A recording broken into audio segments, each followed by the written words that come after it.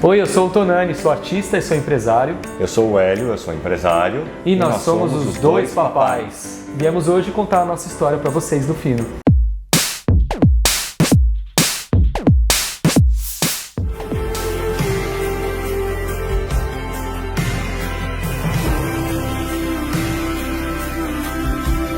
Punho tomado, pronto para entrar no circo, filho.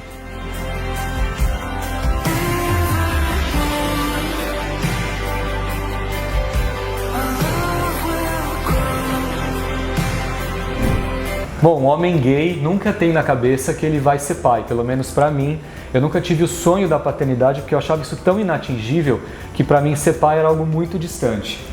Eu, desde sempre, já queria ser pai, né? Era um sonho pra mim, eu só não sabia como eu conseguiria realizar esse sonho. Porque na época, quando eu tinha 18, 20 anos, não existia toda essa tecnologia, não existia a medicina nesse formato. E com o passar dos anos, graças a Deus, a medicina avançou. E quando a gente casou, ele falou pra mim assim, não, pra ficar comigo tem que querer ter filho. Eu falei, ai meu Deus, vamos lá, vamos casar, ele vai esquecer disso, vamos viajar, vamos curtir.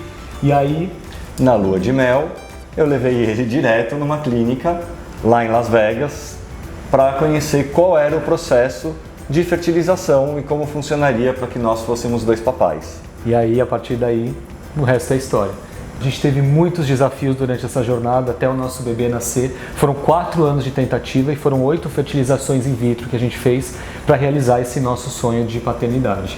Também teve onde nós faríamos, nos Estados Unidos, em outros países. E até então a gente não sabia que dava para fazer no Brasil, mas a gente descobriu que dava para ser feito lá em 2019, né, que a gente foi atrás das informações. E demos início ao processo em 2019 e só em 2023 que a gente conseguiu ter o nosso bebê.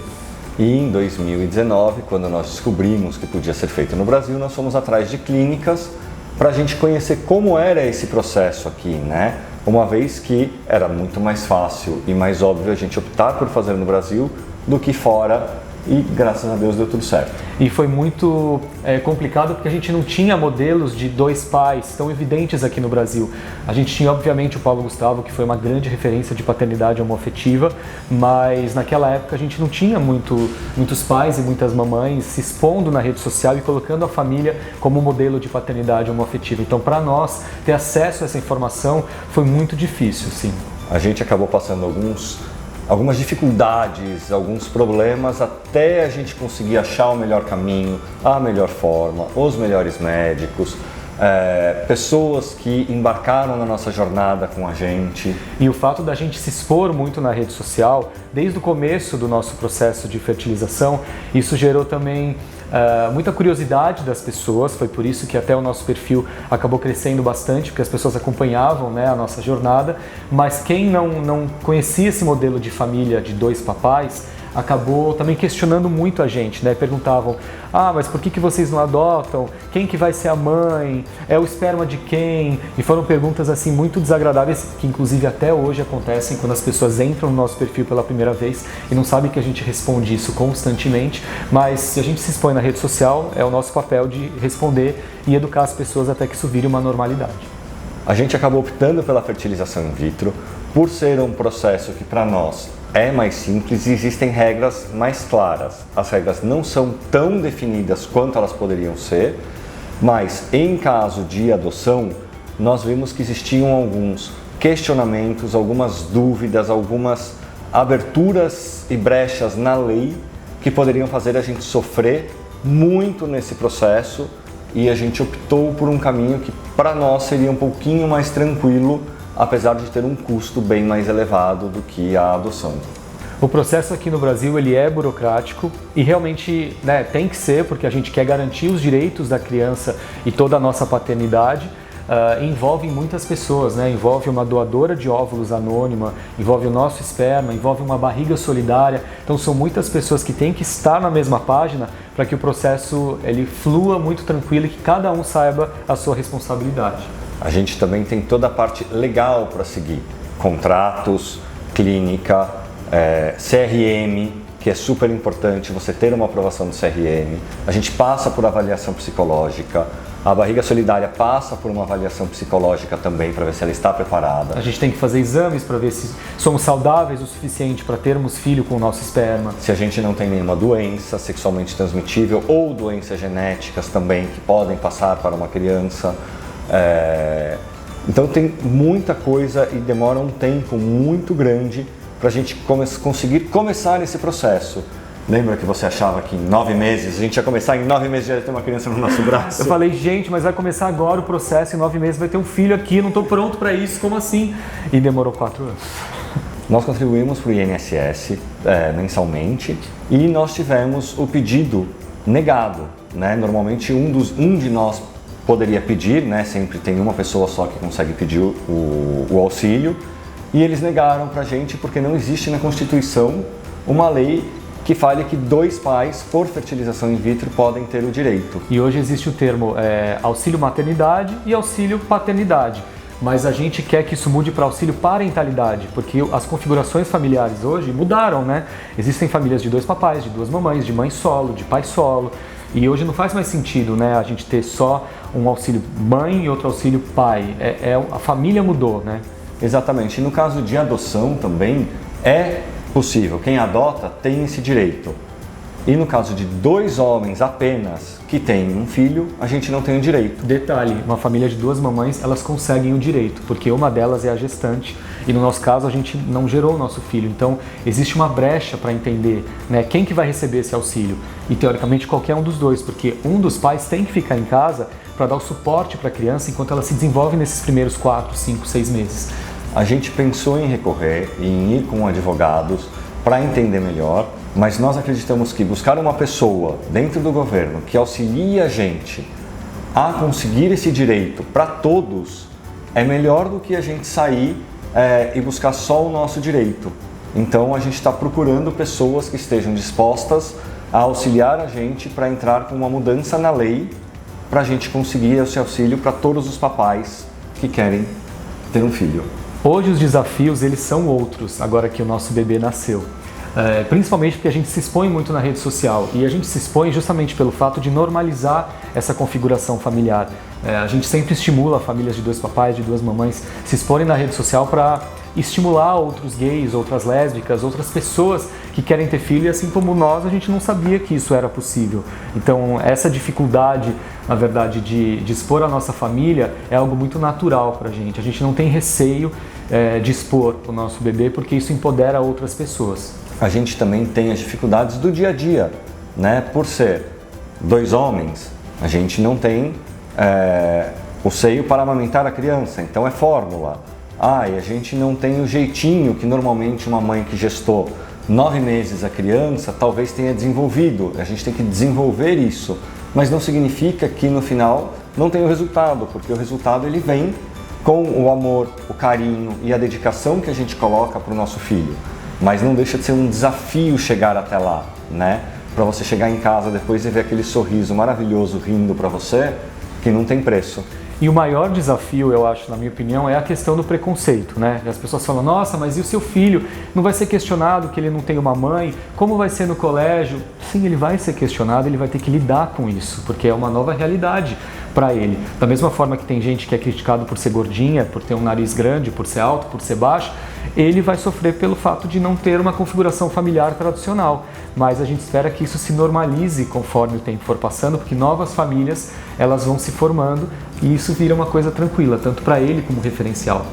A gente sabe que nós somos pessoas privilegiadas, então, por ser gay, a gente sofre preconceito desde que a gente nasce, desde que a gente se identifica como homem. Mas eu, por ser cis, por ser branco, por ter uma característica mais padrão, eu acho que eu me sinto mais privilegiado do que uma pessoa que talvez sofra com outras condições físicas. Então, da minha parte, o que eu posso falar eu sei que eu sou privilegiado e eu uso isso a favor da minha exposição para que a minha influência vire alguma coisa transformadora na rede social, né? A gente não usa o nosso privilégio só pra gente, a gente expõe, a gente luta pelo direito do INSS, a gente luta pelo direito do consulado, que a gente está tendo dificuldade de tirar o passaporte do nosso bebê. Então, sabendo que a gente tem essa influência e esse poder nas mãos, vamos usar isso para ajudar pessoas que às vezes não têm o mesmo privilégio, o mesmo acesso que a gente. Nós somos um dos primeiros casais homoafetivos a criar essa configuração familiar através de fertilização in vitro no Brasil, né? E essa exposição, ela gera algum preconceito, inclusive da comunidade LGBT, que fala assim, nossa, mas eles são brancos, eles têm dinheiro, eles são privilegiados, é fácil para eles, né? Mas se colocar nessa cadeira de julgar o outro é uma coisa muito ruim, porque a gente é julgado por ser homossexual, vocês são julgados por serem homossexuais, então nos julgar por ter uma configuração familiar diferente não é legal, porque a gente passa bastante perrengue mesmo sendo privilegiado. E agora que a gente conseguiu ter o nosso bebê, a gente usa todas as nossas redes sociais para trilhar o caminho das outras pessoas para que elas não sofram as mesmas dificuldades que a gente passou. A nossa ideia com a divulgação e as redes sociais e o crescimento desse nosso perfil é exatamente divulgar informações, passar as nossas dificuldades. Gente, não foi fácil. 8 tentativas, 4 anos para conseguir ter um filho, não é fácil. Num processo que a gente imaginou que seria muito mais simples, muito mais tranquilo. E nem significa que a adoção seria mais fácil, seria difícil também, né? A gente teria essas dificuldades. E quando a gente recebe muita crítica da comunidade falando que nós somos privilegiados, é muito ruim, porque existem pessoas privilegiadas que não divulgam, que seguem sua vida e seguem seu caminho. Existem pessoas que podem ter alguns privilégios a mais ou não, mas que estão aqui divulgando, se expondo, né? Se expondo para que no futuro outras pessoas tenham mais facilidade, tenham um custo mais baixo, que a gente consiga com que a lei trabalhe a nosso favor e não contra a gente. Nossa, equilibrar a carreira com paternidade é muito complicado, principalmente porque nós somos empresários, então a gente veio para o Rio de Janeiro produzir o baile da Vogue, que nós pelo 2º ano consecutivo a gente faz o baile da Vogue, e aí o pessoal do Fino já falou, Tonani, você está aqui, vem fazer uma entrevista. Então a gente tem que se dividir em muitos papéis e se preocupar com o nosso bebê que está em casa com a vovó, a gente tem uma babá, mas essa é a nossa realidade, né? O lado bom nosso é que a gente tem uma estrutura familiar muito legal. Os nossos pais, além de nos terem dado muito carinho, muito amor, eles amam o Filipe, eles são amigos. Então tudo que a gente precisa nessa parte de auxílio deles, para a gente estar aqui no Rio trabalhando, então uma das vovós e dos vovôs estão com eles. No outro fim de semana ou numa outra data que a gente for viajar e não pode levar o Filipe, eles ficam com o bebê, ajudando a gente e trocando informações para que isso ocorra de uma forma muito natural e tranquila. E dizem que o bebê que escolhe a família, né? Que escolhe os pais. Então, se o Filipe escolheu a gente, ele já sabia o rolê que ele estava se metendo. Então, essa é a nossa vida. Como que você lida com os haters? Olha, o Hélio gosta de brigar. O Hélio gosta de brigar. Eu sou briguento. Eu sou mais tranquilo. Mas, quando eu vejo que tem haters que não vão mudar de opinião, que não adianta que a gente fale, que a gente explique, eu nem respondo, porque eu não vou me dar o trabalho para aquela pessoa que só está ali para provocar e nem põe a cara para bater, põe um perfil falso, põe um nome falso. Falta muita informação hoje em dia ainda. Então, nesses casos, eu não ligo, mas quando eu vejo que são pessoas que têm interesse ou que querem aprender ou querem conhecer, mas estão só destilando um ódio porque não têm informação e elas não sabem outra forma de se comunicar, eu acho que é interessante a gente responder, a gente explicar, a gente até fazer vídeos contando para a pessoa como é essa parte, porque, quem sabe, ela não muda a linha de raciocínio dela e melhora. Por outro lado, nós temos as dindas e os dindos do Filipe online, que é uma galera que dá muito amor, que comenta todos os nossos vídeos, manda mensagem. Então, do lado tem 20% de hater, mas tem 80% de pessoas que amam a gente. A nossa visão sobre a paternidade, ela mudou muito depois que a gente teve filhos, porque eu falava para ele, nossa vida não vai mudar, vai ser tranquilo. Óbvio que tinha uma parte minha que sabia que ia mudar, mas eu queria que ele embarcasse na jornada comigo, mas mudou muito. Eu sempre quis, assim, quando a gente estava grávidos do Filipe, eu queria o choro na madrugada, eu queria o cocôzinho sujo, eu queria todos os perrengues, porque não adianta você ter só a parte boa, igual um relacionamento, vem com um pacote, né? Esse aqui é ariano, eu tenho que pegar a parte ruim e a parte boa. Então não tem como, a paternidade nos transformou como homens e eu tenho certeza de que a gente tem muito a aprender com o nosso filho. E uma coisa muito importante é, quando nasce o bebê, nascem os pais, nascem as mães também. A gente aprende muito, mas é uma jornada que vale muito a pena porque é gratificante você chegar e ter uma criança e ter uma pessoa que olha pra você com aquele olhinho. Ele tá até emocionado, gente. Ai, quero as bichas tudo tendo filho. Vamos fazer as bichas ter filho. É indescritível. Minha mãe falava pra mim, você tem que ter um filho um dia porque você vai sentir esse amor incondicional. Hoje eu entendo. Ai, ele tá emocionado. Vai parar a gravação? Vai ficar assim, vai ficar, né? Os nossos planos para o futuro da nossa família, a gente vai tentar mais um filho. Nossa, já soltou assim, em rede nacional, nosso segredo, tá bom. Quero mais um. Nós vamos tentar, se der certo, legal. Se não der certo, também não tem nenhum problema. A gente não vai entrar nesse loop infinito que foi o primeiro. E acho que também o objetivo é curtir, sabe? A batalha foi tão difícil que agora a gente tem que curtir esse bebê que chegou para dar muito amor. Nossa, tem que curtir muito, porque é muito bom. Para você que está conhecendo a gente pela primeira vez, não sabe como constituir uma família e acha que isso não é possível, eu digo que é possível sim. Siga as nossas redes sociais, @2papais, tanto no Instagram quanto no TikTok. A gente mostra o nosso dia a dia de 2 papais gays criando um bebê e também dicas de como você pode encurtar esse caminho e conseguir a sua paternidade. Quando a gente fala em encurtar, é simplesmente assim, não passar por todos os perrengues que a gente passou.